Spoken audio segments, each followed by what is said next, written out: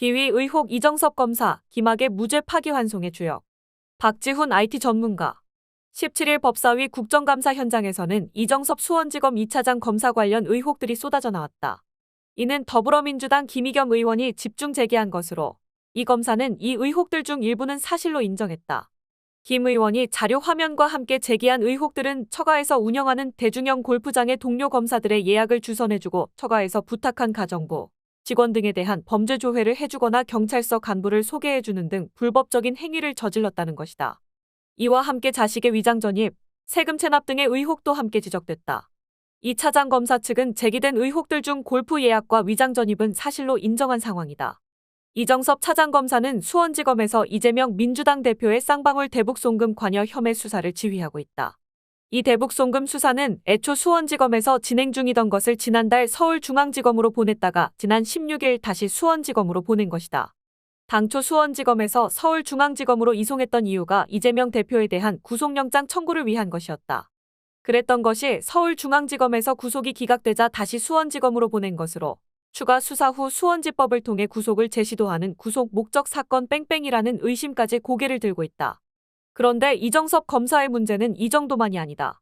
그는 소위 감찰무마 사건으로 조국 전 장관을 기소하고 공소유지를 하고 있는 검사이면서 김학의 사건의 기소 및 공소유지와 김학의 불법 출금 사건을 동시에 맡아 김학의 재판의 대법원 파기환송으로 무죄 석방을 이끌어낸 인물이다.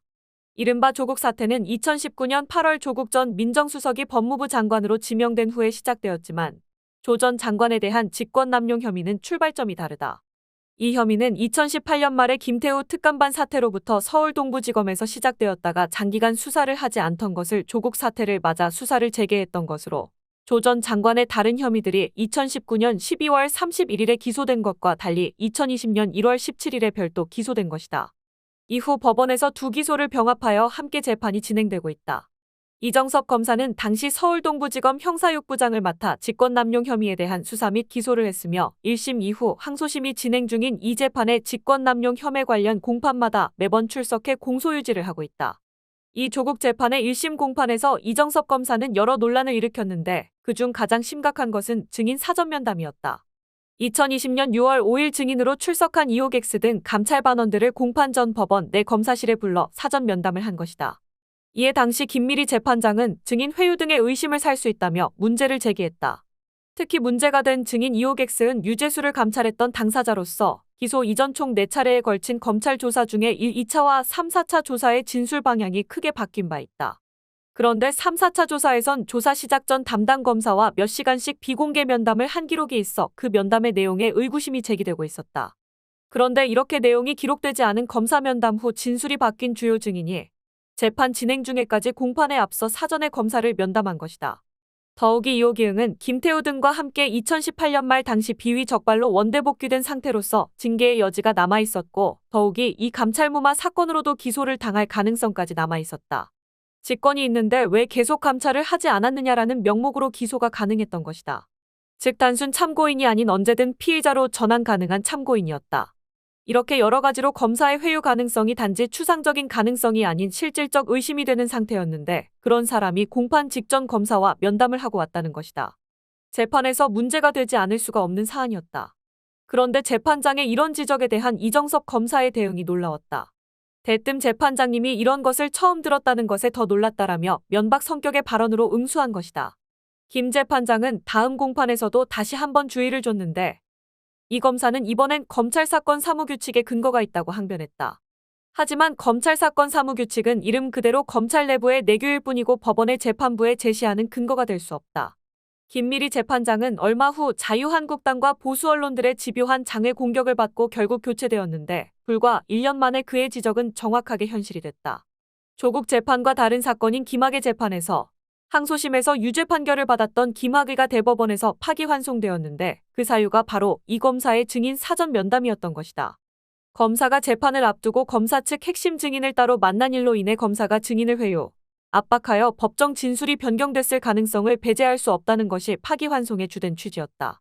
그런데 더욱 놀라운 것은 이 증인 사전 면담을 한 검사가 바로 김미리 재판장으로부터 이 문제로 2차례나 문제 제기를 받았던 바로 그 검사, 이정섭이라는 것이다. 이정섭 검사는 당초 2019년 3월에 시작된 김학의 3차 수사 후 기소된 김학의의 유일한 공소유지 검사였다. 홀로 김학의 재판을 진행한 것이다. 그런데 김학의 재판과 정반대 방향이랄 수 있는 김학의 불법 출금 수사와 재판까지 같은 이정섭 검사가 맡았다.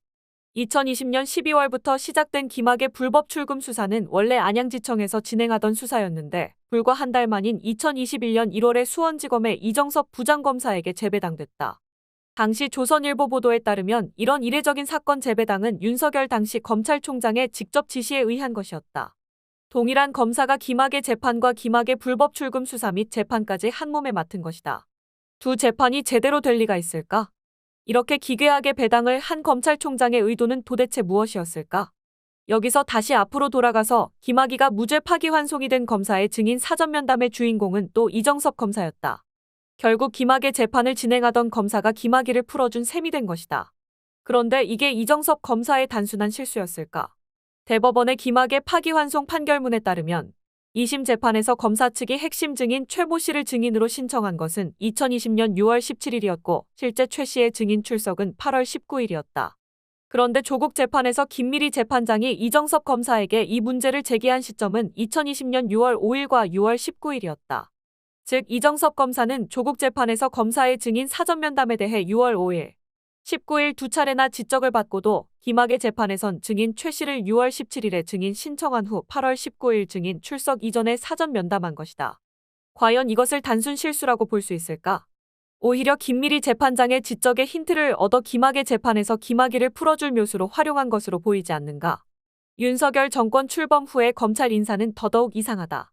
이렇게 국민적 관심이 집중되었던 김학의를 최종적으로 무죄 방면하게 된 중대 과실을 일으킨 이정섭 검사를 정권 출범 직후 첫 검찰 인사였던 지난해 6월 인사에서 서울중앙지검 공정거래조사부장으로 영전시킨 데 이어 지난 9월엔 다시 수원지검 차장검사로 승진까지 시킨 것이다.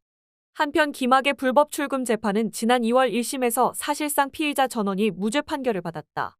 이성윤 고검장, 차규근 전 법무부 출입국본부장, 이광철 전 민정수석실 선임행정관은 전면 무죄였고 기소된 피고인들 중 이규원 검사만이 일부 혐의에서 선고유예 판결을 받은 정도다.